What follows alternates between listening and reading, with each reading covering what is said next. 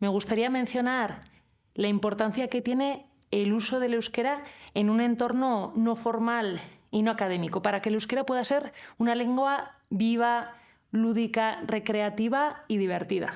En ese sentido vengo a hablar de lo que son las berchoescolas, las escuelas de bercho, los bercho de lecuas, los campamentos en los que se trabaja en torno a bertsolaritza.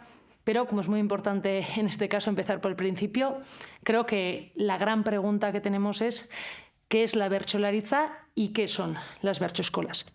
En cuanto a las berchoescolas, son espacios donde se ahonda en la cultura vasca y en la oralidad improvisada, siempre teniendo la cultura como base, partiendo de temas de ficción e imaginando otros mundos posibles. Concretamente, en las berchoescolas lo que hacemos es coger una base melódica y en esa base melódica, mediante una métrica muy concreta, meter ideas. Voy a decir algún ejemplo para que se entienda más fácilmente.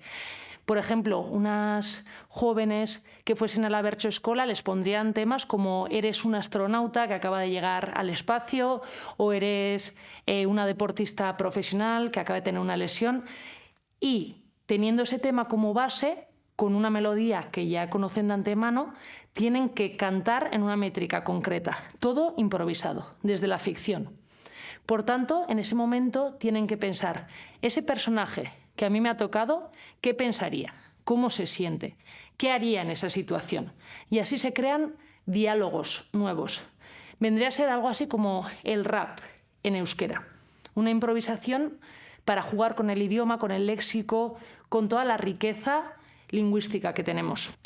Por tanto, quisiese hacer un llamamiento a las familias, teniendo en cuenta la oferta de extraescolares que hay hoy en día, y pedirles que sean, en caso de que sea posible, parte activa a la hora de elegir extraescolares en euskera.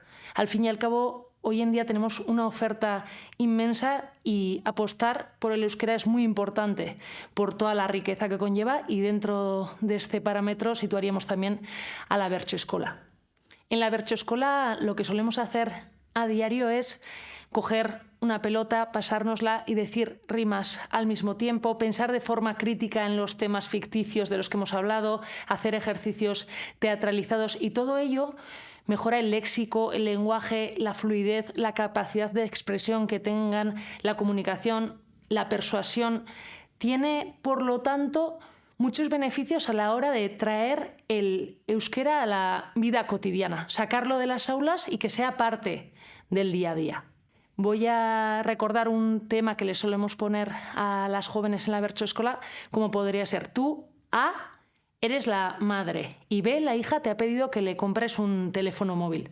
A raíz de eso, cada persona en la berchoescola debería imaginarse qué diría la madre en ese caso, qué diría la hija, cuál sería la discusión o bueno, quizás el acuerdo que habría entre ellas. Y una vez que se ha acabado el ejercicio de ficción, improvisado como rap, llevaríamos el debate al grupo y les preguntamos a las alumnas, a los alumnos que tenemos: ¿qué os ha parecido? ¿Qué pensáis del uso de las tecnologías? ¿Cómo lo veis vosotras? Y así fomentamos el pensamiento crítico. Otro ejemplo que usamos, porque al fin y al cabo siempre estamos tratando temas de la vida cotidiana, sería: vosotras, A y B, sois dos jugadoras de baloncesto y nunca os sacan en los partidos. A una le importa y a la otra no le importa tanto. A raíz de este tema podríamos traer una conversación sobre la competitividad, cómo lo pasa una persona cuando no cuentan con ella, por qué nos gusta que nos saquen o no nos gusta. Y todo esto sería un espacio de debate en la berchoescola, donde podrían desarrollar el pensamiento crítico, y no solo el pensamiento crítico, la ficción y la creatividad. Es una escuela de creatividad, ya que el objetivo en las berchoescolas no es que salgan bercholaris, que vayan a cantar delante del público, sino gente a la que le guste la cultura y se enganche a ello, el pensamiento, crear otros mundos, otras utopías. Quiero contar una anécdota de cuando tenía 11 o 12 años. Por aquel entonces empecé en la berchoescola con Estitxu Arozena, que es una bercholari muy conocida, y nosotras, las chicas y chicos que nos apuntamos a la berchoescola, veníamos del modelo D, pero no tenemos costumbre de hablar en euskera fuera del ámbito escolar. no lo solíamos utilizar. Pero nos gustó mucho algo de la bertsolaritza y no sería capaz de explicar el qué. Creo que esa chispa de la improvisación, la magia de partir de la nada y crear una fantasía, otro mundo.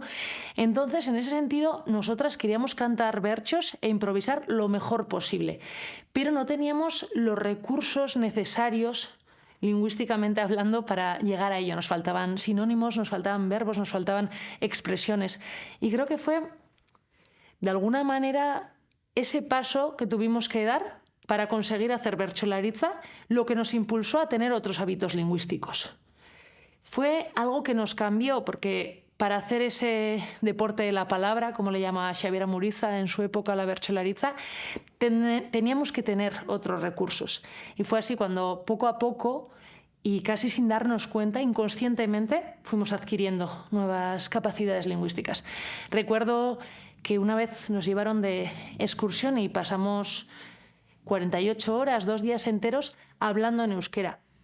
Y creo que fue entonces cuando yo fui consciente de que el euskera podía ser un idioma del día a día, que te hacía ser parte de un grupo y además lo empecé a necesitar, porque yo quería hacer chistes, quería sentirme parte de algo y ser en ese idioma.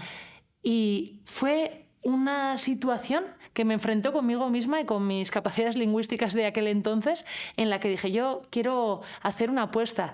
Y vi todo el atractivo que tenía ese idioma y empecé a ver cuántas puertas me podía abrir. Para mí fue un momento clave en mi vida y me cambió muchísimas cosas vivencialmente. Si alguien se pregunta qué puede hacer en torno a la bertsolaritza, pues toda la información necesaria está en Bertsozale Elkartea, el teléfono está accesible en internet o si no en la página web bertsozale.eus.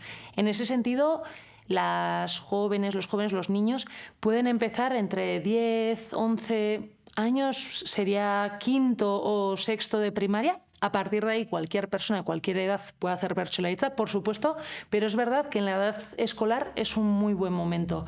Suelen ser grupos pequeños y lo único que hay que hacer es llamar, preguntar y en caso de que exista algún grupo en marcha, actualmente hay 40 en toda Navarra, se podría apuntar a esos ya existentes o en caso de que no haya en esa región o en ese pueblo, es posible montar un nuevo grupo.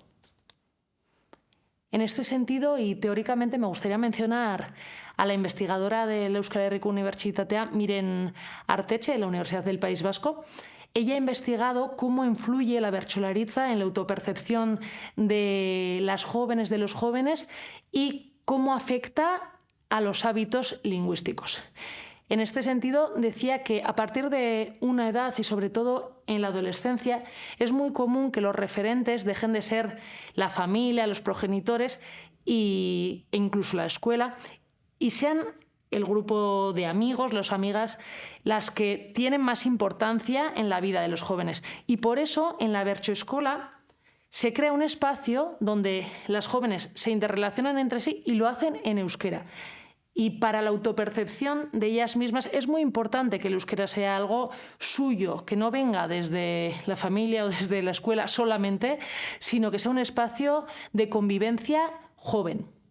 Del mismo modo, Artetxe ha investigado cómo aumenta la capacidad comunicativa, persuasiva, paralingüística de las adolescentes y de los niños que están en las bertsoeskolas, puesto que todo el tiempo están trabajando y jugando alrededor de la palabra y con la palabra. Y ha podido comprobar que suelen tener más capacidad comunicativa, que muchas veces también todo lo aprendido en la bertsoescuela lo pueden aplicar académicamente. También traía Miren Artetxe una tercera idea. Venía a decir de alguna manera que las bertsoescolas son un espacio muy do it yourself, muy autogestionado, en el que el euskera todo el rato atraviesa la acción. Son en euskera y hacen el euskera. Tendría un poco el concepto de agencia, de alguna manera. Así, si una de las personas de la bertsoeskola tiene una competición, todas las jóvenes van a verle y van a un pueblo en el que quizás se habla en euskera, lo escuchan, lo necesitan y pone mucho ímpetu en la idea de la necesidad.